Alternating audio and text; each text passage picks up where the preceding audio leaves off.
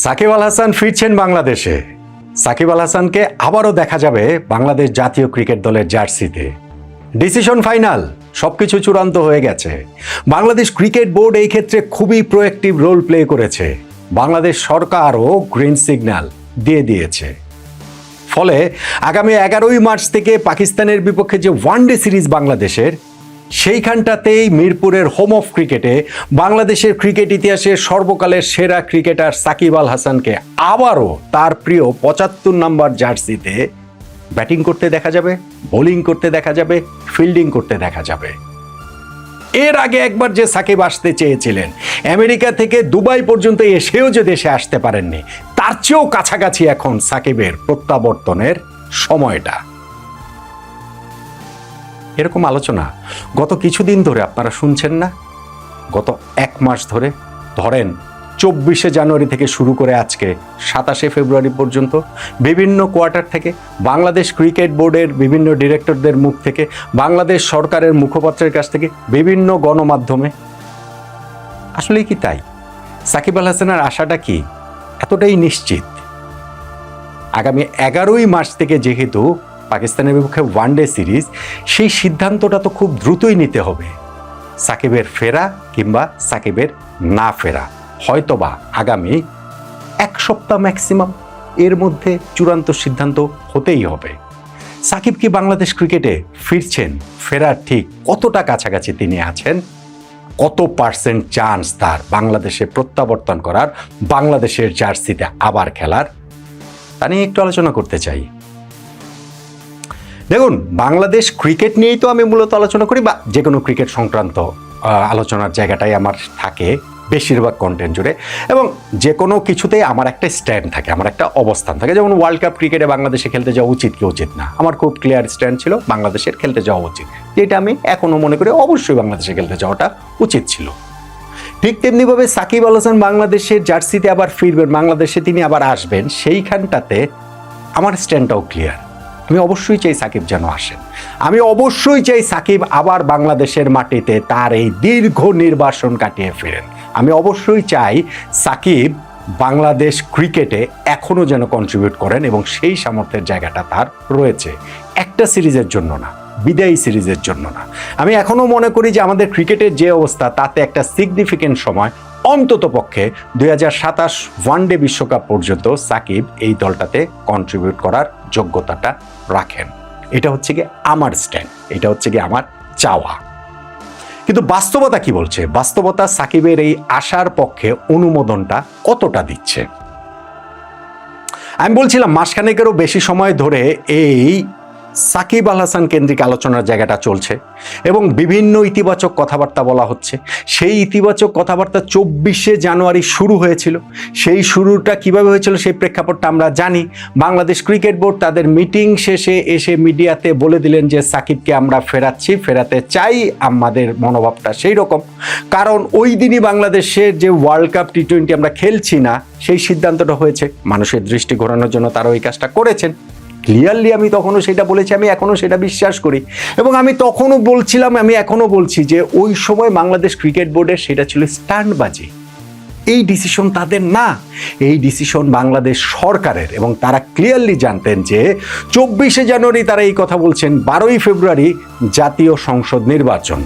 ফলে ওই নির্বাচনের আগের যেই সরকার, সেই সরকারটা তো অন্তর্বর্তীকালীন সরকার তো আর সিদ্ধান্ত দিতে পারবে না সাকিব ফিরবেন কি ফিরবেন না। সাকিব তো ফেরেননি তাদের সময়।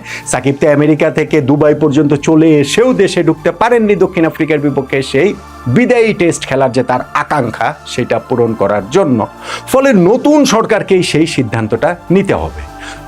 নতুন সরকার যখন গঠিত হলো, এই যে গত প্রায় এই যে সপ্তাহখানেক 2 সপ্তাহ সময় ধরে, এই সময়টার মধ্যেও আমরা কিন্তু দেখছি যে ক্রিকেট বোর্ডের ডিরেক্টররা বিভিন্ন জায়গায় যখন গণমাধ্যমে কথাবার্তা বলছেন, তারা বলছেন তাদের ওই পজিটিভ মনোভাবের কথা, যে না, আমরা সাকিবকে ফেরাতে চাই। সরকারের সঙ্গেও সেই লেনদেনটা হচ্ছে, আলোচনার জায়গাটা হচ্ছে। সাকিবের আইনজীবী তার ওই মামলা সংক্রান্ত ফাইলগুলো দিয়ে গেছেন, সেই ফাইলটা আবার ক্রিকেট বোর্ড থেকে মন্ত্রণালয়ে পাঠানো হয়েছে।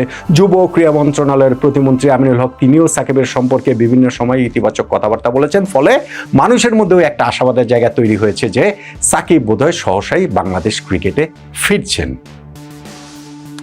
কিন্তু আমার কাছে জিনিসটা অত সহজ মনে হয় না। আমার কাছে মনে হয় না যে সাকিবের ফেরাটা ওই রকম নিশ্চিত যেরকম নিশ্চয়তা আপনারা বিভিন্ন জায়গা থেকে পাচ্ছেন, বা আপনাদের কাছে ওরকম ভাইব মনে হচ্ছে, বা যেই ভাইবটা বিভিন্ন জায়গা থেকে দেয়া হচ্ছে, সরকারের তরফ থেকে, বিসিবির তরফ থেকে, গণমাধ্যমের তরফ থেকে। আই এম নট শিওর যে আসলে ঠিক অতটা নিশ্চিত কিনা সাকিবের প্রত্যাবর্তন। আমি কিন্তু আবারও বলছি, সাকিব ফিরুক এটা আমি চাই, 100% চাই, কিন্তু তার ফেরার রিয়েলিস্টিক চান্স আসলে কত পার্সেন্টেজ?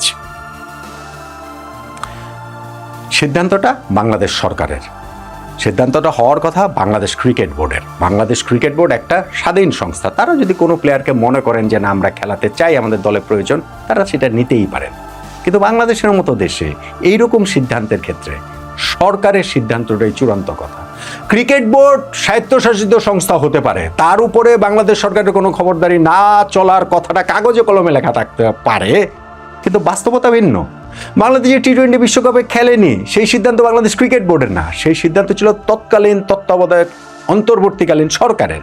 ঠিক তেমনিভাবে সাকিব বাংলাদেশি জার্সিতে আবার খেলবেন কি খেলবেন না, সাকিবকে দেশে ফেরানো হবে কি হবে না, সেই সিদ্ধান্তটাও এখনকার এই নির্বাচিত সরকারের, বাংলাদেশ ক্রিকেট বোর্ডের না। সাকিবের যে সংকটের জায়গা, তার যে রাজনৈতিক সংকট, এবং সেই রাজনৈতিক সংকটের সূত্র ধরে তার যে মামলা মোকদ্দমার যে সংকটটা রয়েছে, সেইটা আসলে সরকার কিভাবে সাকিবের সঙ্গে কোন নেগোসিয়েশনের জায়গাটাতে যাবে তার উপরে নির্ভর করছে সাকিবের ফেরা না ফেরা। সাকিবের বিপক্ষে গণহত্যার মামলা রয়েছে, সাকিবের বিপক্ষে ওই শেয়ার কেলেঙ্কারির মামলা রয়েছে, সাকিবের বিপক্ষে দুদকের মামলা রয়েছে, অনেকগুলো মামলা রয়েছে। সরকার কি এইসব জায়গাটাতে নমনীয় থাকবে যে সাকিব আল হাসান বাংলাদেশের আসবেন, বাংলাদেশের জার্সিতে খেলবেন, তিনি ওই মামলাগুলোতে জামিন পাবেন, এবং তিনি যদি মনে করেন যে এই সিরিজ শেষে তিনি আবার দেশ ছেড়ে চলে যাবেন তার পরিবারের কাছে, যুক্তরাষ্ট্রে যারা থাকেন, সেই অনুমোদনটা যদি সরকার আনঅফিসিয়ালও সাকিবকে নিশ্চিত করেন, তাহলে সাকিব আসবেন। কিন্তু যদি সেটা না করেন, সাকিব শুধুমাত্র বাংলাদেশের জার্সিতে খেললো, বাংলাদেশ ক্রিকেটে তার প্রয়োজন রয়েছে, বাংলাদেশ ক্রিকেট বোর্ডের চাওয়ার সঙ্গে সেটা মিল রেখে, এটা আমার মনে হয় না যে সাকিব আসবেন। এবং যুব ক্রীড়া মন্ত্রণালয়ের প্রতিমন্ত্রী আমিনুল হক, আমি দেখছিলাম যে লাস্ট তিনি যেই কথাটা বলেছেন না, যে সাকিবকে মামলা মোকদ্দমা সবকিছু, সাকিব বাসাবির কথা বলেছেন, যেহেতু আমি সাকিবকে নিয়ে আলোচনা করছি সেখানে তাকেই ফোকাস করছি, এবং যেই কারণে যেহেতু সাকিব আল হাসান দেশে নেই সেই কারণে আমি বলছি যে তাদের নিজস্ব যে মামলা মোকদ্দমার বিষয়গুলো রয়েছে সেগুলো তাদের ফেস করেই আসতে হবে, খেলতে হবে। যদি তারা ওই আইনগত জায়গাগুলো পেরিয়ে আসতে পারে, সেই ক্ষেত্রে বাংলাদেশ ক্রিকেটে তাদের ওয়েলকাম করতে কোনো অসুবিধা নেই। এখন আগামী এক সপ্তাহের মধ্যে এইসব মামলা মোকদ্দমার কি নিষ্পত্তি হবে? আগামী এক সপ্তাহের মধ্যে কি সাকিব দোষী কিংবা নির্দোষ সেটা কি প্রমাণিত হবে? সাকিব কি নিজেকে সেটা প্রমাণিত করতে পারবেন? আইনগত দিক থেকে পারবেন না, প্রশ্নই ওঠে না। এবং সরকারের দিক থেকেও আমি যেটা বুঝি যে সরকার এইখানে আমাদের বিচার বিভাগে তো আর হস্তক্ষেপ করতে পারবে না। তারা তো আর বলতে পারবেন না যে সাকিবের এই সব মামলা খালাস, সাকিবের এই সব মামলা থেকে তাকে রেহাই দেওয়া হলো, অতএব সাকিব এসে বাংলাদেশে খেলেন। আমার আন্ডারস্ট্যান্ডিং যে সেটা পারবে না সরকার এই বিচার বিভাগের উপরে হস্তক্ষেপ করতে। কিন্তু সরকার যদি, আমরা জানি বাংলাদেশের মতো দেশ কিভাবে চলে, সরকারের দিক থেকে যদি সেই গ্রিন সিগন্যালটা থাকে, সেই ক্ষেত্রে সাকিবের বাংলাদেশের হয়ে আবার বাংলাদেশে ফেরা, বাংলাদেশের জার্সিতে আবার খেলার সেই সম্ভাবনার জায়গাটা রয়েছে। কিন্তু আমার কাছে মনে হয় যে সাকিব আল হাসানের এই মুহূর্তে দেশে ফেরার পক্ষে একটা জনমত আছে, সাকিবকে বাংলাদেশের জার্সিতে আবার খেলতে দেখার পক্ষে। সো এই একটা প্রেশার সরকারের উপরে রয়েছে নিঃসন্দেহে। কিন্তু এই মামলা মোকদ্দমা সবকিছু সরকার কতটা সাকিবকে সহায়তা করবেন, কতটা গ্রিন সিগন্যাল দিবেন, এবং সেইটা মেনে সাকিব কতটা আশার ক্ষেত্রে, মানে সাকিবের আশাটা নিশ্চিত হবে, আমি কিন্তু সত্যিকার অর্থে নিশ্চিত না। আমি অ্যাবসলিউটলি নিশ্চিত না। আমি আপনাদেরকে বলতে পারি আমি নিশ্চিত, আমি আপনাদেরকে বলতে পারি যে সাকিব চলে আসছেন, ডিসিশন ফাইনাল, একেবারে 1 তারিখে আসবেন, 3 তারিখে আসবেন, মার্চের ফার্স্ট উইকে আসবেন, 8 তারিখে আসবেন, এসেই খেলতে শুরু করবেন। আর সাকিব ওইখানটাতে আমেরিকাতে প্র্যাকটিস করা শুরু করে দিয়েছেন, ওয়ানডে যেহেতু অনেকদিন ধরে খেলেন না, ওয়ানডের জন্য ফিটনেস বাড়াচ্ছেন। এগুলো বলে আপনাদেরকে একটুখানি বোকা বানানো হয়। সেই বোকা হয়তো বা আমাদের ক্রিকেটের বিভিন্ন স্টেক হোল্ডার সেটা মানে বিভিন্ন জায়গা থেকে সেটা করাচ্ছে, আমি সেটা করতে যাচ্ছি না। আমার আন্ডারস্ট্যান্ডিং হচ্ছে গিয়ে সাকিব আল হাসানের বাংলাদেশে প্রত্যাবর্তন এবং বাংলাদেশের জার্সিতে তার আবার খেলতে দেখার সম্ভাবনা, খেলতে দেখতে তাকে চাই কিনা পাকিস্তানের বিপক্ষে সিরিজে, আমার স্ট্যান্ড আমি 100% চাই।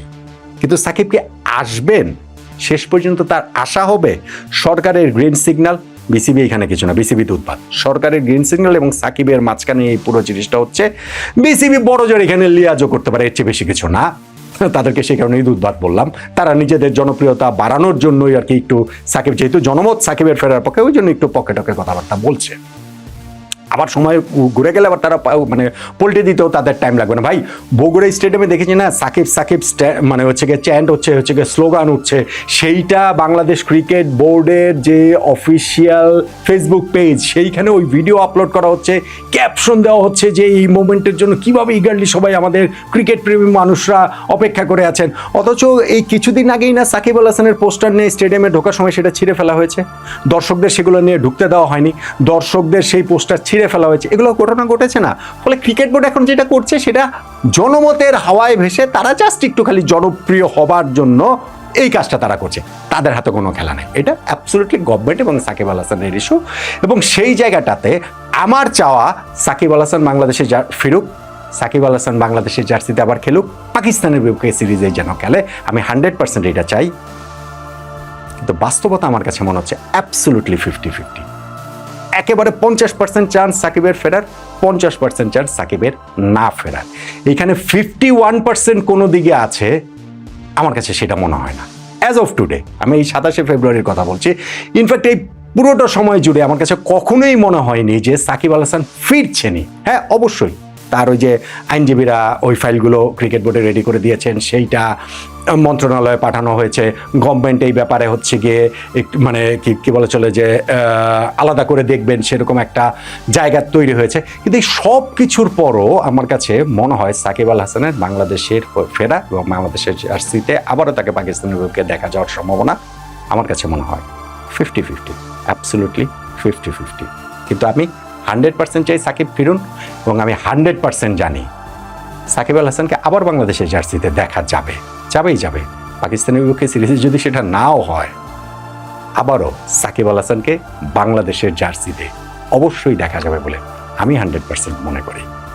আপনার মতামতটা জানাতে পারেন।